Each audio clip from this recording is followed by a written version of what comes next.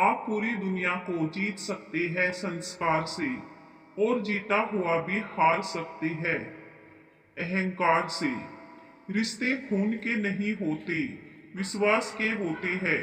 अगर विश्वास हो तो पराये भी अपने हो जाते हैं, और अगर विश्वास ना हो तो अपने भी पराये हो जाते हैं। नमस्कार दोस्तों, स्वागत है आपका हमारे YouTube चैनल पर। आज की हमारी कहानी है संस्कार।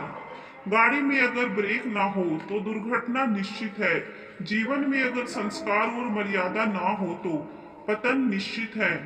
अपनी बेटी को हमेशा अच्छे संस्कार दे, ताकि वह जिस घर भी जाए तो उनके आंगन में भी खुशियां बिखेरती चली जाए।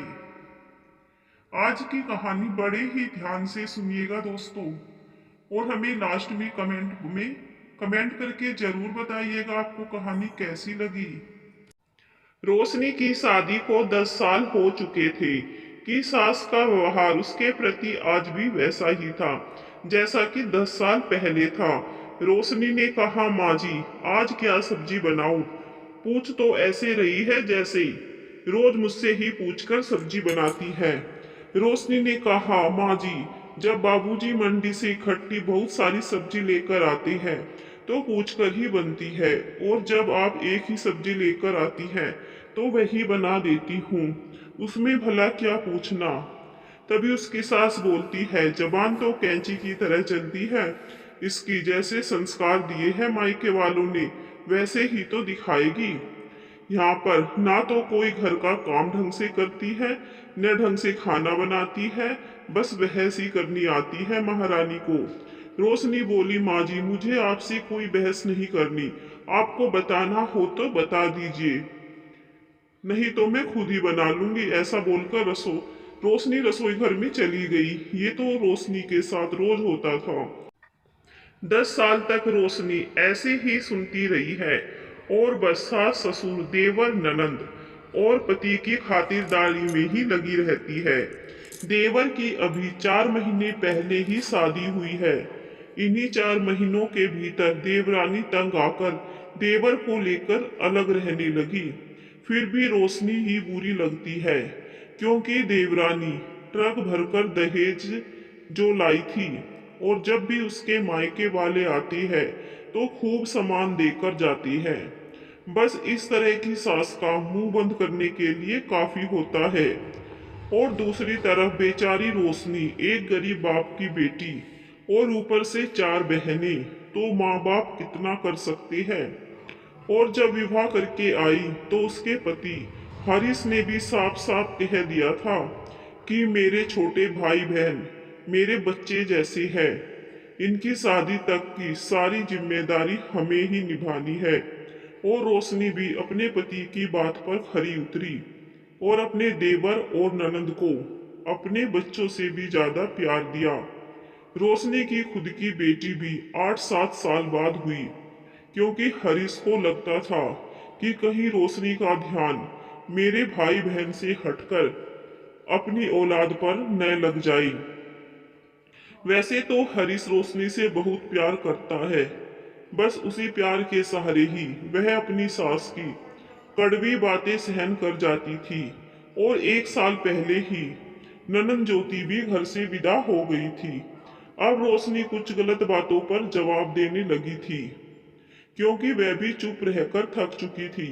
बस यही बात सास को चुभती थी कि पहले तो कभी मुंह से जुबान तक नहीं निकलती थी, और अब झट से जवाब दे देती है। अब रोशनी रसोई में खाना बना रही थी और अपनी ही सोच में थी कि अचानक घर की घंटी बजती है। तभी सास रोशनी पर चिल्लाई, अरे बहरी हो गई है क्या? कब से घंटी बज रही है? तभी रोशनी ने जल्दी से दरवाजा खोला तो सामने ननंद खड़ी थी। अरे ज्योति, तू सब ठीक तो है ना? ज्योति गुस्से में बोली, अरे भाभी अंदर तो आने दोगी या सब बाहर ही पूछ लोगी? माँ बेटी की आवाज सुनकर दौड़ती हुई आई और बोली, ज्योति बेटा तू इस वक्त शाम को तू अकेली आई है या दामाद जी भी साथ में है? तभी ज्योति बोली, माँ तेरी बेटी को उसकी सास और पति ने धक्के मारकर घर से निकाल दिया और कहा अब मायके में ही जाकर रह लेना। माँ गुस्से में चिल्लाई, इतनी हिम्मत उन दो कौड़ी के लोगों की। मुझे तो पहले ही पता था वे ऐसे ही लोग हैं, पर तेरे बाबूजी कहाँ मानने को तैयार थे। कह रहे थे कि बहुत संस्कारी लोग हैं। अब देख गए कितने संस्कारी है। तू रो मत बेटी, आने दे हरीश और तेरे बाबूजी को, फिर दिन में तारे दिखाती हूँ उन लोगों को। तभी रोशनी बोलती है, माँ जी, किसी भी नतीजे पर पहुंचने से पहले ज्योति से पूरी बात तो पूछ लीजिए कि क्या बात हुई थी। ज्योति पूरी बात बताने की क्या हुआ था। नंदोई जी तो सुलझे हुए इंसान लगते हैं। मुझे नहीं लगता कि वे बेवजह तुम्हारे साथ ऐसा बर्ताव करेंगे। तभी उसकी सास चिल्लाई, हाँ हाँ, तुझे तो मेरी बेटी ही गलत लग रही होगी। आई है तब से बस सवाल पर सवाल ही पूछे जा रही है। रोशनी अंदर ही अंदर सोच रही थी कि अगर आज मैं चुप रही तो माँ जी ज्योति का बसा बसाया घर उजाड़ देगी। तभी रोशनी बोली, माँ जी, आप थोड़ा चुप रहिए और मुझे ज्योति से पूरी बात पूछ लेने दीजिए। तो हाँ ज्योति, सारी बात बताइए कि क्या हुआ था। तभी ज्योति सुबक सुबक कर रोने लग गई और बोली, भाभी मेरी गलती नहीं है। आप ही बताइए, किटी पार्टी जाने में क्या बुराई है। आजकल तो सभी औरतें जाती है। मैंने बस इतना कहा था कि किटी का कर रही हूँ, आकर खाना बना दूंगी। अभी तो माँ जी खा नहीं रही। तभी आपके नंदोई जी बरस पड़ी। तुम्हें दिखता नहीं माँ की कितनी तबीयत खराब है। तुम्हारा यूं रोज रोज बाहर जाकर पैसे खर्च करना मुझे पसंद नहीं। अब आप ही बताइए, उनकी माँ तो रोज ही बीमार पड़ी रहती है, तो क्या मैं अपनी जिंदगी जीना छोड़ दूं। कहते हुए, जब से तू आई है तब से ही काम वाली घर में लगी हुई है। तुम्हारी इन किटी पिटी के लिए मेरे पास पैसे नहीं है। मुझे अपनी बहन की भी शादी करनी है। बस ये सुनकर मुझे भी गुस्सा आ गया और मैंने भी कह दिया, ऐसे कंगालों के घर में शादी हुई है जहाँ एक बीमार माँ, कंजूस पति और एक कुंवारी ननंद के बीच पिस रही हूँ।